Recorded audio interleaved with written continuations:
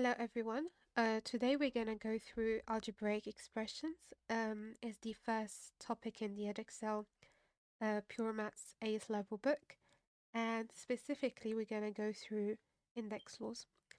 So before I go on about defining index laws, let's first define this notation over here. So this is actually how we write, for example, if we have an expression or a number that's repeated or multiplied by itself a number of times.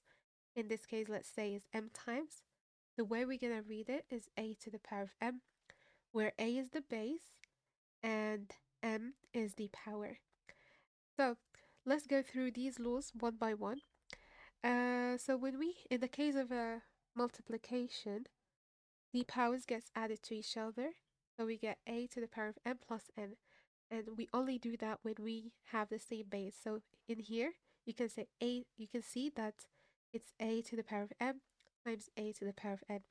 In the case of division, what we do is m minus n. So the first power minus the second power.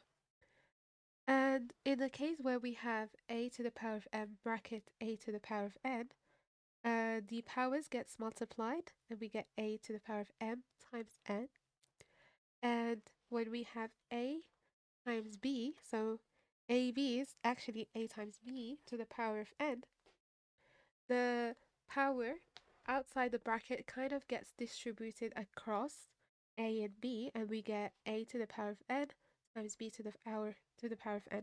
So using all of these equalities, we're going to simplify the following expressions.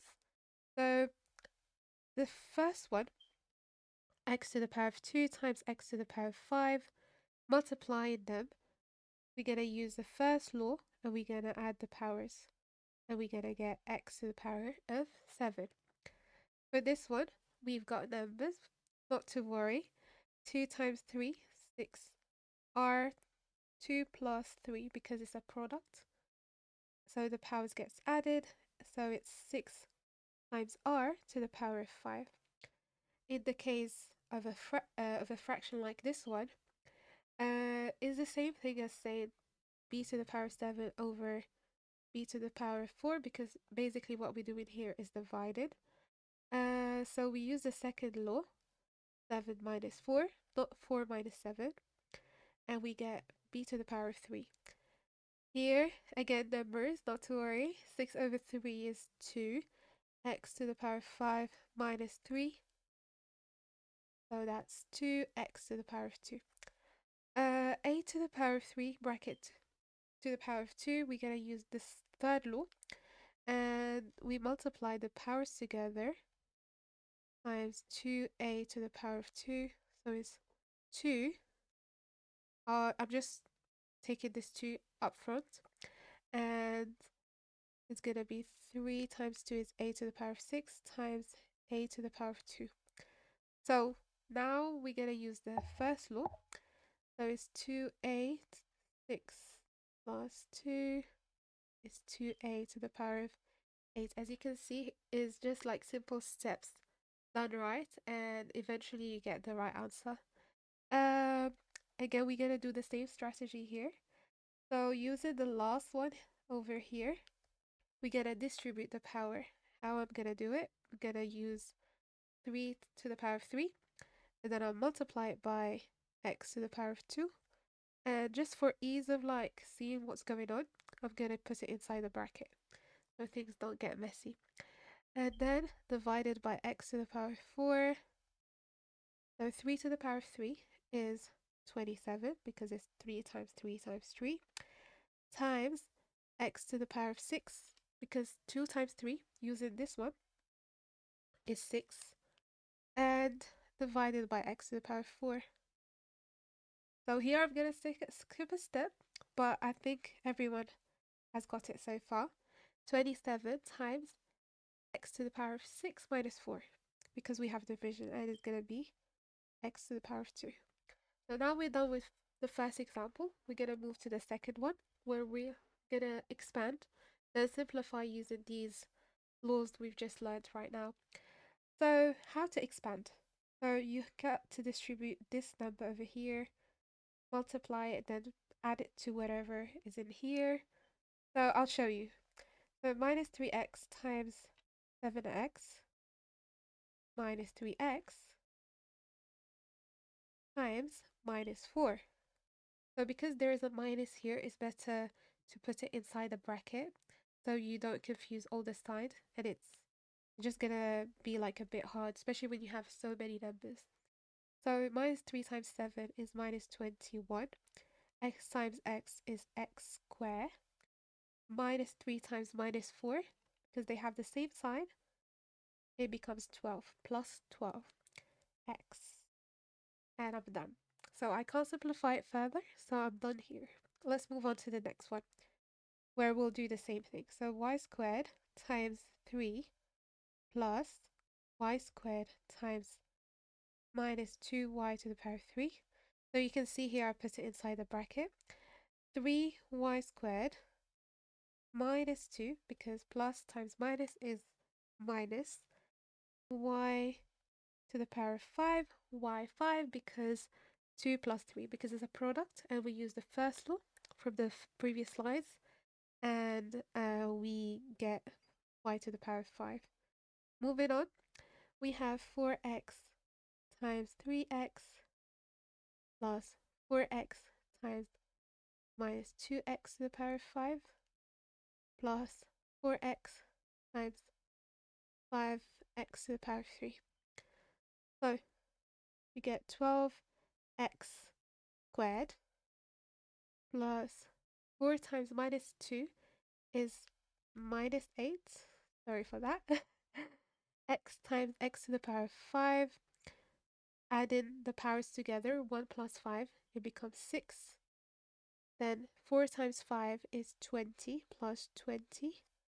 X times x to the power of 3. So 1 plus 3 is x to the power of 4. As you can see here now, there's no need to write it fully because we've done that in the first example, so I guess you're comfortable doing it just like this naturally.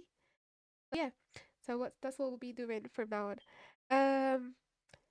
So I think we're done with this question, with this part. We don't have to simplify it further. So moving on, we have 2x times 5x plus 2x times 3 minus 5.